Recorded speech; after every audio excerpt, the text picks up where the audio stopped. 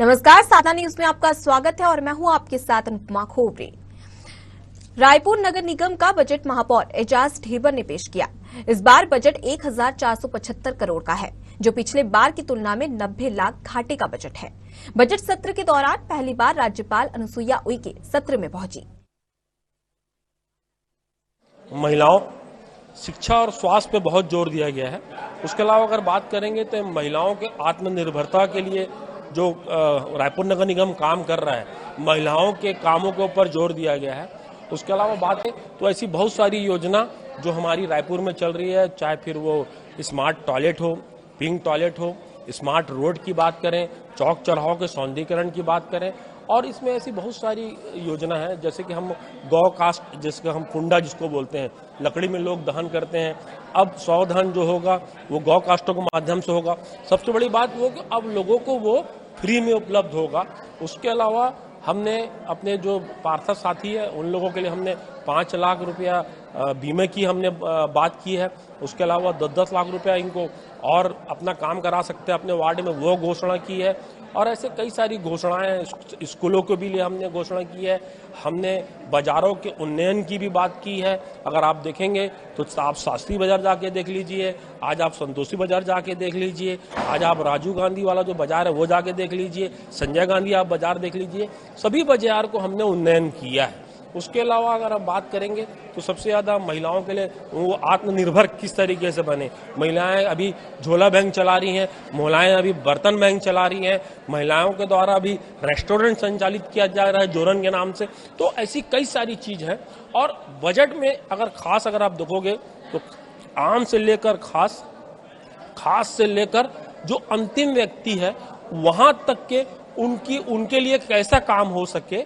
और बजट में एक नई चीज लाई गई है जो मैं आप लोग से शेयर करना चाहता हूं कि आप देखेंगे कि इसमें जो लोग, अब जैसे मुझे आज एसी ठीक कराने वाला चाहिए, मुझे आज प्लम्बर चाहिए, मुझे आज पेंटर चाहिए, तो उसके लिए मुझे यहाँ वहाँ भटकना पड़ता था। मगर अब नगर निगम इसके लिए एक ऐप बनाने जा रहा है। एनुलम के माध्यम से हम तैयारी चालू कर रहे हैं। सबसे पहले हम जोन 4 में इसकी शुरुआत करने जा रहे हैं। आप एक ऐप के माध्यम से जिस तरीके से हम ओला का पता लगा लेते हैं कि ओला हमें यहाँ खड़ी मिल रही है, उस तरीके से आपके जोन में, आपके वार्ड में अभी प्लम्बर कितना दूर में है, 30 मिनट के आपके यहाँ पहुंच जाएगा। यह व्यवस्था अपने आप में एक नई व्यवस्था है जो रायपुर नगर निगम करने जा रहा है। लेकिन अगर बात की जाए तो यहाँ पर नेता प्रतिपक्ष कह रही हैं कि घाटे का बजट है इस बार, उसे किस तो उसमें घाटे का ये तो नहीं है कि काम नहीं हो रहा है। भाई, नगर निगम खुद अपनी जो पैसा वो खुद जनरेट कर रहा है, हम अपनी आय को बढ़ा रहे हैं। हम अपने जो आप देखोगे कि अब जिस तरीके से अभी हम लोग को राजस्व में जिस तरीके से वसूली हो रही उसको बढ़ावा दे रहे हैं। आप देखो हमारे राजस्व लगातार बढ़ते जा रहे हैं। अभी हमने 160 करोड़ वसूला है, आने वाला लक्ष्य हमारा 234 करोड़ का है। तो धीरे धीरे हम कब तक निर्भर रहेंगे, कब तक दूसरों के पैर पर चलते रहेंगे? हम तो कभी ना कभी अपने पैरों पर खड़े होना है ना। तो जब अपने पैर में खड़े हो जाएंगे, उसकी तैयारी चल रही है, इसलिए घाटे का बजट है। लेकिन अगर बात करें जिस तरह से लगातार देखा कि शुरुआत 2200 करोड़ की हुई, उसके बाद लगातार धीरे धीरे बजट तो कम होता दिखाई।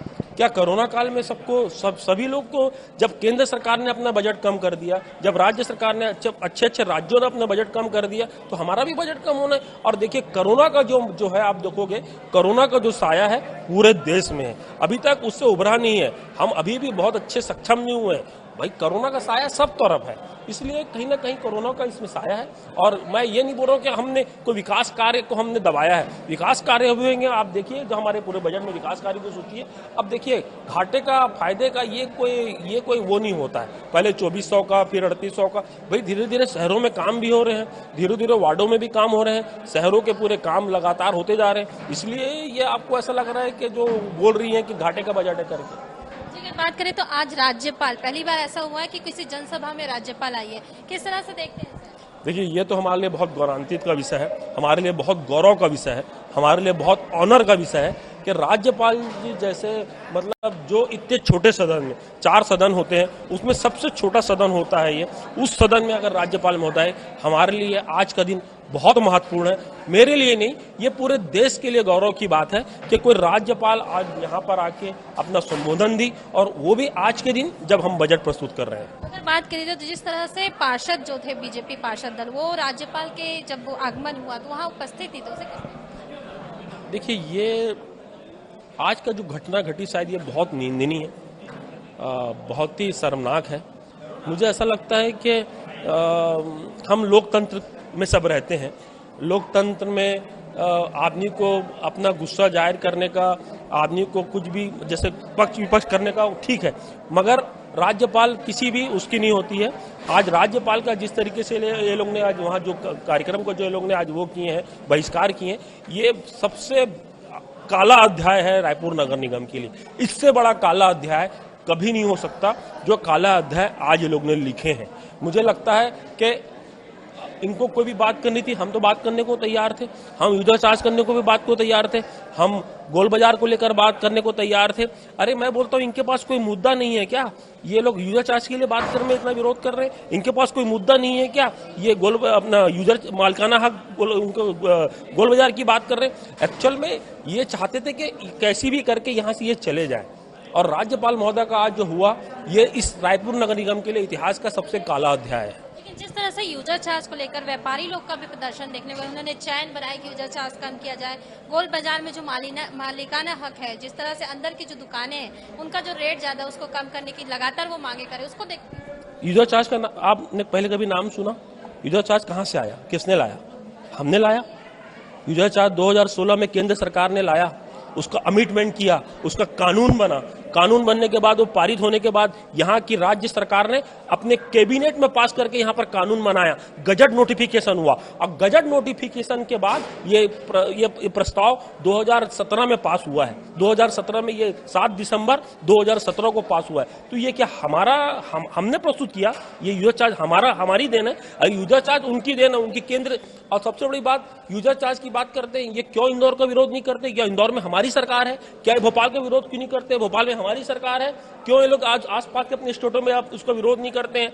क्योंकि इनके पास यहाँ पर रायपुर शहर में क्यों बात नहीं कर रही है पानी की? क्यों बात नहीं कर रही है लाइट की? क्यों बात नहीं कर रही है सड़कों की? क्यों बात नहीं कर रही है यहाँ के जो काम चल रहे हैं वो सब की? ये क्या, किसमें यूजर चार्ज की बात कर रहे हैं? किसकी बात कर रहे हैं? मालिकाना हक देने की बात।